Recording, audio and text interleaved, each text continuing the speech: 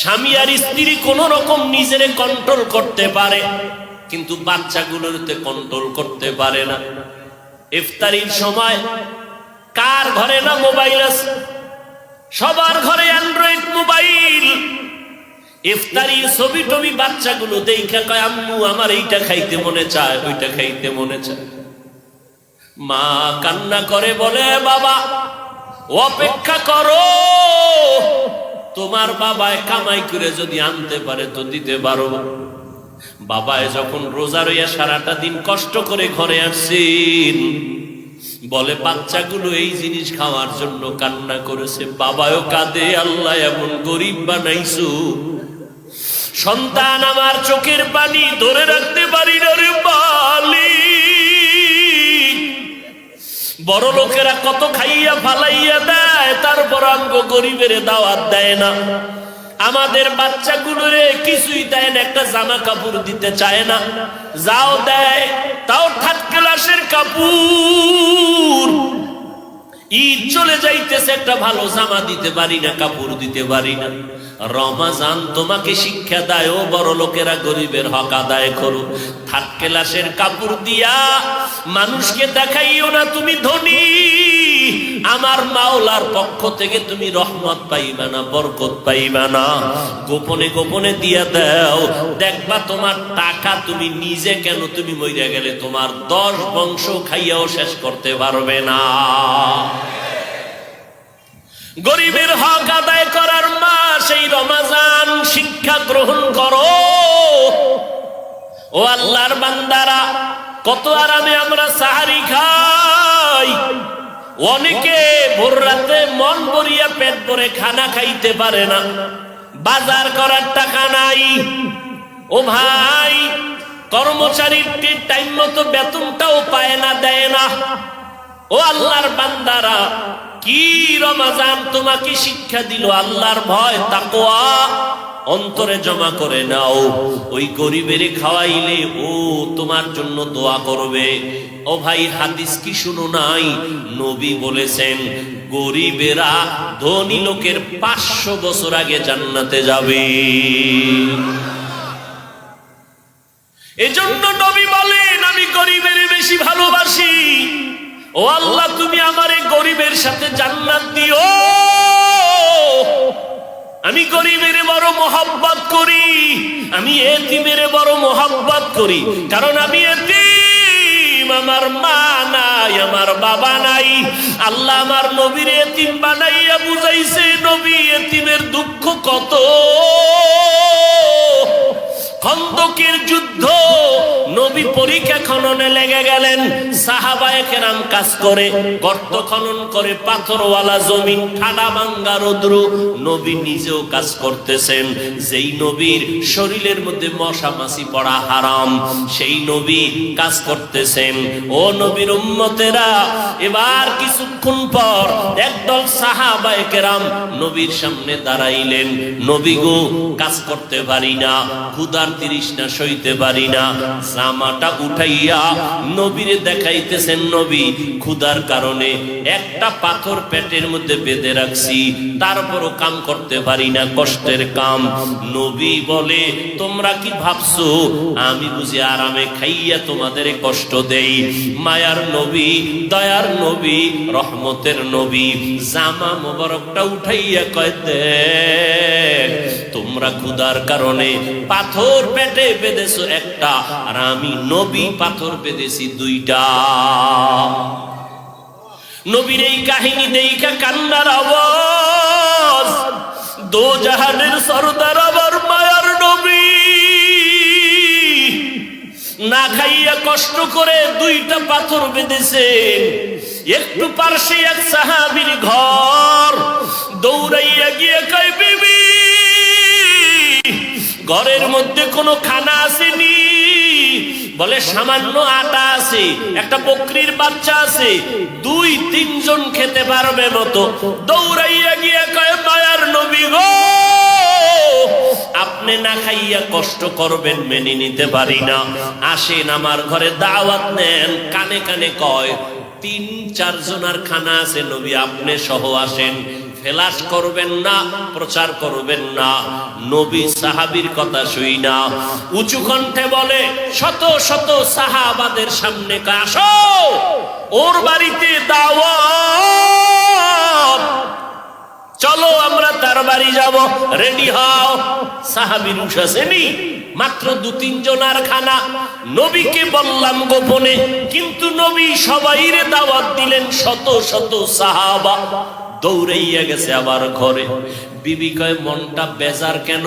কয় নবী তো না জানি আমারে বিপদেই ফেলে দিল নাকি। বলে কি?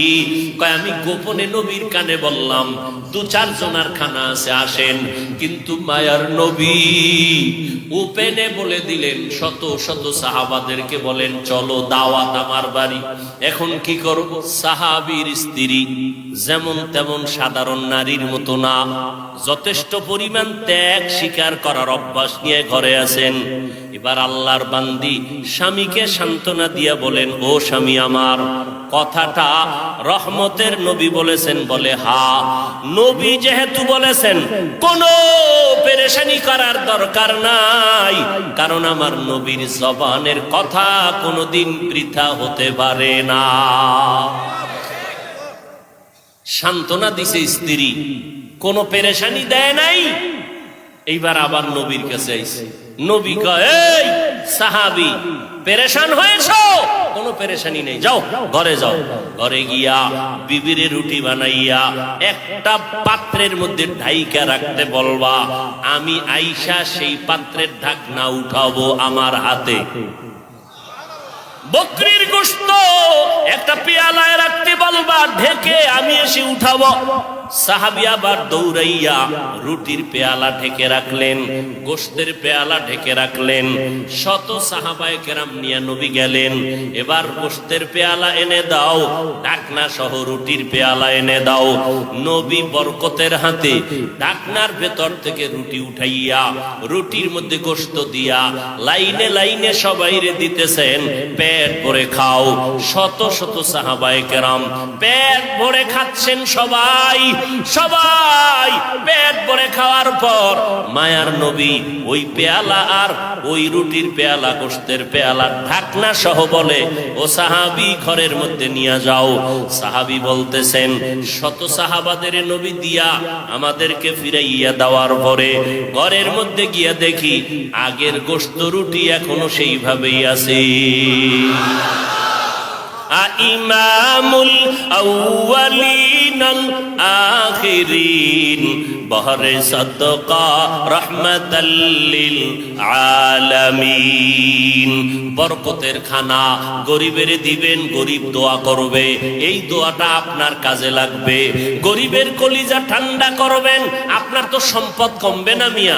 গরিবের 5,000 দিলে আপনি গরিব হয়ে যাবেন, বড় লোকেরা তো কেন এত পেরেশানি করেন? গরিবের যত দিবেন ও আপনারটা খাইয়া আপনার জন্য দোয়া করবে, আল্লাহ আসমান থেকে আপনার সম্পদ বাড়ায় দিবে। গরিবের হক আদায় করেন ও আল্লাহর বান্দারা, খবরদার আর একজনেরটা পাওয়ার জন্য আর এক দল তাকায় থাকে, উল্টা পাল্টার হিসাব, উল্টা পাল্টা সব জায়গায় চলতেছে না। আল্লাহর মোহাব্বত নিয়ে সব কাজ করবেন। কেউ আবার বসে থাকে, মাইয়ার বাড়ির থেকে আমার ইফতারি আসবে, পোলার বাড়ি, এও ঝামেলা আছে না নেই? সব ভণ্ডামিতে ভরে গেছে দুনিয়া। ভাইয়েরা আমার, কেউ খুশি হয়ে দিল এটা আলাদা কথা, এইটা নিয়ে আবার কথা কেন?